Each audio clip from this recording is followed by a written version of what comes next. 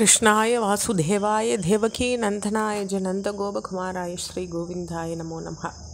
இப்போ நம்ம 52வது தசகத்தில் இருக்கோம். நாராயணியத்தில் பிரம்மாவின் வத்சாபகாரம் அப்படின்னு பெயரிடப்பட்டிருக்கு. அப்போ சுவாமியை கூட விளையாடுறதுக்கு பிரம்மா ஆசைப்பட்டு அந்த கோப சிறுவர்களை ஒழிச்சு வைக்கும் பொழுது கிருஷ்ண பரமாத்மாவே ஒவ்வொரு வீட்டுக்கும் அந்த கோப சிறுவர்களுடைய உருவத்தில் போனதை தான் இந்த தசகம் சொல்கிறது. இதில் 5வது ஸ்லோகத்தை பார்க்கலாம்.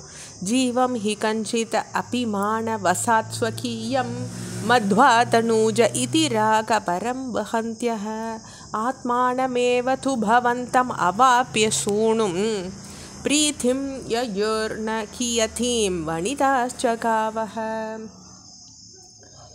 அப்போது யாரோ ஒரு ஜீவன் தன்னுடைய பிள்ளை அப்படின்ற ஒரு அன்பு வசத்தில் இவன் என்னுடையவன்னு கருதி அன்பு வைக்கும் பொழுது ஆத்மாவிய உம்முடைய பிள்ளையாகவும் பசுக்களை உம்முடைய கன்றுகளாகவும் அடைந்த போது எவ்வளவு பிரீத்தியை தான் அவள் அடைஞ்சிருக்க மாட்டா. அதாவது தன்னோட ஒரு அல்ப சரீரத்துக்கு கிடைக்கக்கூடிய ஒரு குழந்தை மேலேயே நம்மளுக்கு இவ்வளவு பாசம் பந்தமும் வருதே ஒரு பிறவியில் ஒரு இதுக்கே. ஆனால் சுவாமியே அந்த உருவா வரும்பொழுது அது எப்பேற்பட்ட பிரியத்தை அந்த கோபிகைகள் கிட்ட உண்டாக்கியிருக்கும். அதை கேட்கவா வேணும். ஏவம் பிரதக்ஷிண விஜృంభిత ஹர்ஷபார நிசேஷ கோபகண லாலித பூரி மூர்த்திம் த்வாமக்ரகோஜோபி புபுதே கில வத்சராந்தே பிரம்மார்ப்பணோரபி மகான் யுவயோர் விசேஷः. ஒவ்வொரு நிமிஷமும் அவளுக்கு மகிழ்ச்சி வளர்ந்தது. அந்த கோப கணங்களால் சீராட்டப்பட்டு பற்பல வடிவில் விளங்கின உம்முடைய தமையனான பலராமர் கூட அதை அறிஞ்சிக்கல. அதாவது நீர் தான் அப்படி இருக்கேன்னு அந்த ஒரு வருஷ காலமும் பலராமர் கூட அறிஞ்சிக்கல. அது முடியும் பொழுது தான் பலராமர்கிட்டயே கிருஷ்ண பரமாத்மா சொல்லியிருக்கார். அப்போ 2 பேரும் பிரம்மஸ்வரூபிகளாக இருந்தாலும் உங்ககிட்ட கூட விசேஷமான பேதம் இருந்தது. அதாவது பலராமரும் ஆதிசேஷனுடைய அம்சமாக சுவாமியோடைய அவதரிச்சா கூட அவரால் கூட உம்முடைய லீலையை அறிஞ்சிக்க முடியல. அவ்வளோ ஒரு விசேஷமான அம்சத்தை கிருஷ்ண பரமாத்மா தன்னுடைய கோபஸ்திரீகள் வாழ்க்கையிலையும் சரி தன்னுடைய வாழ்க்கையிலையும் சரி காட்டியிருக்கார். வர்ஷாத் வதௌ நவபுராதன வத்ச பாலான் திருஷ்டுவா விவேகம் ஆஸ்ரோனே த்ருஹினே விமூடே பிராதிஸ்த்ருதுச பிரதினவான் மகுடாங்கதாதி பூஷாம்ஸ் சதுர்புஜயஜஸ் சகலாம்புதாபான்.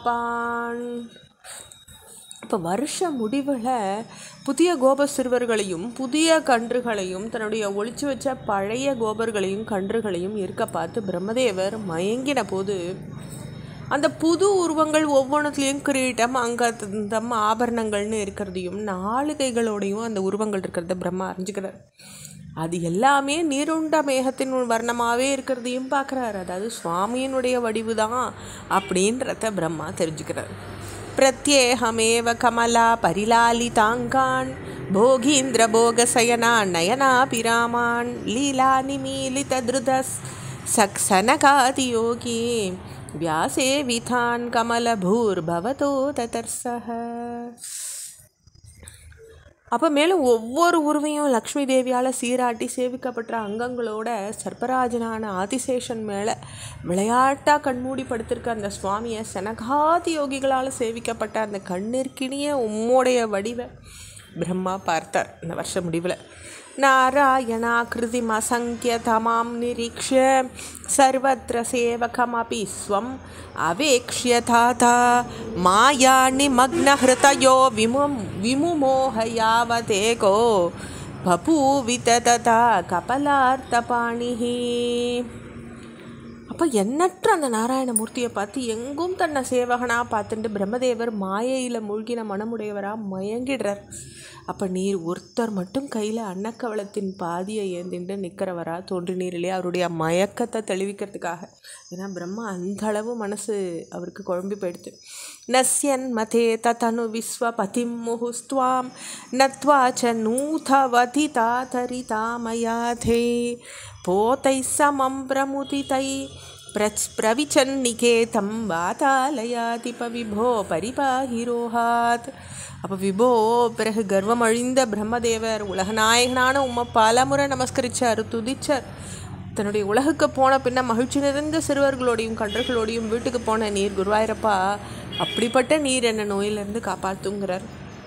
இதோட நம்ம 52 தசங்களை பூர்த்தி பண்ணிக்கிறோம். ஓம் ஸ்ரீ பிரம்ம கர்வ சமானாய நமஹ.